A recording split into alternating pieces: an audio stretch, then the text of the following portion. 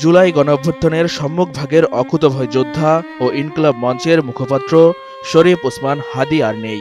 ইন্না লিল্লাহি ওয়া ইন্না ইলাইহি রাজিউন। তিনি ঢাকা ৮ আসনের সম্ভাব্য স্বতন্ত্র প্রার্থী ছিলেন। বৃহস্পতিবার ৮ ডিসেম্বর রাত 10:45টার দিকে ইনকিলাব মঞ্চের ভেরিফাইড পেজে বিষয়টি নিশ্চিত করা হয়। ফেসবুক পোস্টে বলা হয়, ভারতীয় আধিপত্যবাদের মোকাবেলায় মহান বিপ্লবী ওসমান হাদীকে আল্লাহ শহীদ হিসাবে কবুল করেছেন।